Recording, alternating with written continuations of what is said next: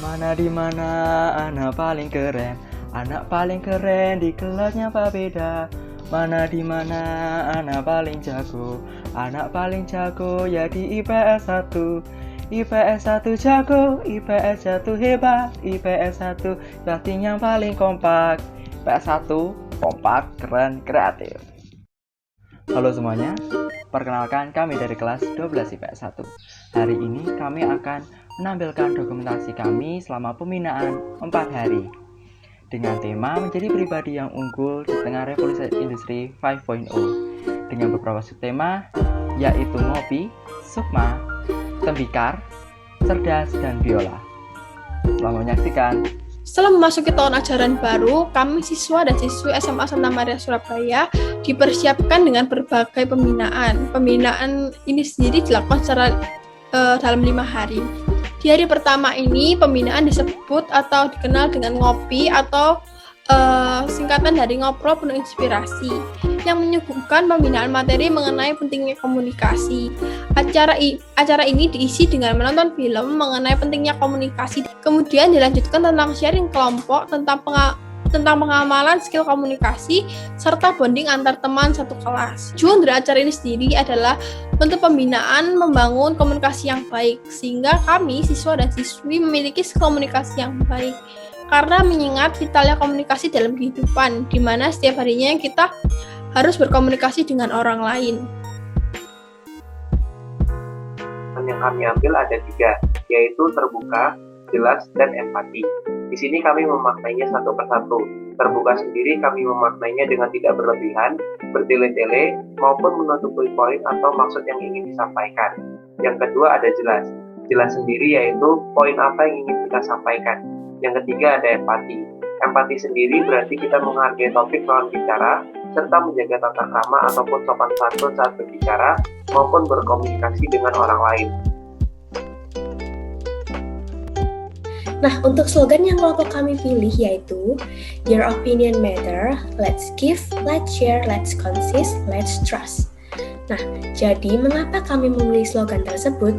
Karena ini yang selalu terjadi di sekitar kita, di mana pendapat kita selalu menjadi permasalahan dengan beragam alasan. Untuk itu, kelompok kami menyadari hal tersebut dan membuat slogan yang dimana dalam slogan ini meliputi hal yang harus diingat agar pendapat kami, kalian, dan semua orang juga bisa tersampaikan dengan berani. Terlebih menyampaikan pendapat secara terbuka dan berbagi ragam pendapat. Konsisten dengan saling mendengarkan terlebih dahulu tanpa menyalah, dan yang terakhir yaitu mau percaya terlebih dahulu dengan pendapat mereka. Nilai-nilai yang bisa kita dapatkan dalam pembinaan hari pertama ini yaitu nilai peduli terhadap sesama, rasa empati dan simpati terhadap sesama, dan nilai semangat kebersamaan atau insieme. Adapun alasannya yaitu ketiga nilai tersebut merupakan nilai-nilai inti yang saling berhubungan, di mana dengan kepedulian bisa menumbuhkan rasa simpati dan empati, juga dapat menciptakan suatu semangat kebersamaan, di mana nilai-nilai tersebut sangat diperlukan dalam berhubungan atau bersosialisasi dengan orang lain. Pada pembinaan hari ini dengan tema Sukma, sinergi untuk kita semua. Yang pertama-tama kami diajarkan mengenai apa sih arti dari sinergi tersebut.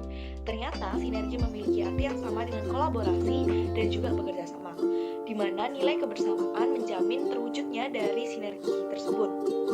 Untuk kegiatannya sendiri ada 2 kegiatan yang sangat berkesan bagi kehidupan saya dan juga tentunya sangat berkesan bagi kehidupan teman-teman saya. Yang pertama, kami diajak untuk berdinamika kelompok. Yang kedua yaitu kegiatan refleksi, di mana kita harus merefleksikan apa materi yang sudah diajarkan mengenai nilai sinergi, apa itu manfaatnya bagi kehidupan kita, dan juga kesan-kesan pada hari ini. Menurut saya, nilai yang dapat saya ambil setelah berproses yaitu kerjasama akan menentukan hasil akhir, entah itu baik ataupun buruk. Mengapa demikian? Karena menurut saya pribadi, jika kerjasama itu dilandaskan dengan paksaan dan ketidaktulusan, maka yang dihasilkan hanyalah hasil yang buruk. Kerjasama sangatlah penting bagi baik di lingkungan masyarakat maupun sekolah.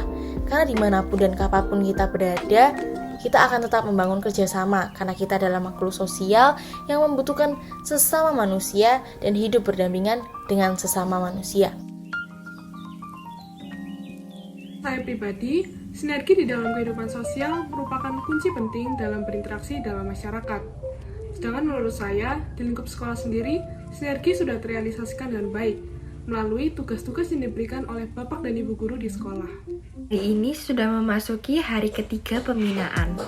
Pembinaan kali ini memiliki judul Tembikar, di mana Tembikar adalah singkatan dari tumbuhkan nilai etis, moral, dan budaya sebagai pribadi yang berkualitas. Kita semua diajarkan untuk menjadi orang yang berguna di tengah-tengah masyarakat, tapi tidak hanya berguna saja, namun juga memiliki nilai etis, moral, dan budaya. Toleransi, karena dengan adanya toleransi, keharmonisan akan terbentuk dalam masyarakat untuk saling menerima tanpa memandang agama dan budaya. Menurut saya pribadi, nilai moral atau culture value sangatlah penting.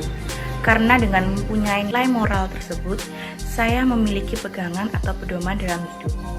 Sehingga dalam menjalankan kehidupan, saya merasa semakin mengenal hal apakah yang boleh dan tidak boleh saya lakukan. Contohnya adalah ketika di rumah saya terdapat tamu. Saya selalu dibiasakan untuk menyapa dan mengajak tamu tersebut mengobrol. Sehingga kebiasaan menyapa dan bersikap ramah terhadap tamu sudah dibiasakan atau ditanamkan oleh keluarga saya sejak saya masih berusia dini. Oke, menurut saya di era sekarang ini norma-norma itu sudah ada, tetapi kurang tampak bagi saya. Contohnya sendiri, masih banyak orang-orang, khususnya seperti saya sendiri, menyimpang keteraturan sosial. Contohnya saya biasanya ribut saat malam, itu mengganggu ketenangan tetangga saya. Solusinya dari saya sendiri, apakah saya mau berubah untuk menjaga ketenangan atau tidak. Hari ini adalah hari keempat pembinaan kelas 12. Pembinaan hari ini berjudulkan cerdas, yaitu cepat, rasional, dan solutif. Dalam pembinaan hari ini, kami diberi pembelajaran tentang critical and creative thinking, serta problem solving. Diisi dari penjelasan tentang critical and creative thinking, lalu disambung dengan praktek kelompok, di mana kami diberikan suatu cerita untuk diselesaikan masalahnya. Dan pembinaan ini diakhiri oleh penjelasan tentang problem solving dari praktek kelompok, refleksi, dan evaluasi. Dilihat masih banyak sekali pemikiran tertutup. Contoh sederhananya yang sedang terjadi pada saat lalu dan saat ini ketika pemerintah mengeluarkan anjuran bagi masyarakatnya untuk vaksin akibat maraknya virus COVID-19 yang terjadi di Indonesia ini. Masyarakat yang berpikiran tertutup dan sempit tidak ingin dirinya divaksin karena merasa takut dan curiga kalau vaksin ini terdapat chip di dalamnya atau setelah vaksin justru terjangkit penyakit dan bahkan meninggal. Namun yang dilakukan orang dengan pemikiran kritis, terbuka dan kreatif ini adalah mengikuti anjuran pemerintah tersebut dan tetap melaksanakan protokol kesehatan yang ada dengan baik serta menjaga diri agar selalu sehat. Jadi menurut saya sendiri, yaitu yang paling menarik ketika saya sendiri diajak untuk berkumpul dalam kelompok menyelesaikan suatu masalah dan memberikan solusi dengan menyampaikannya secara unik. Dan hikmah yang bisa saya ambil itu menyelesaikan dan memberikan solusi secara unik dan juga bisa diajak untuk berpikir secara kreatif. Kemudian cara paling efektif untuk menyelesaikan masalah sendiri yaitu dengan saling berkomunikasi dengan satu dengan yang lain.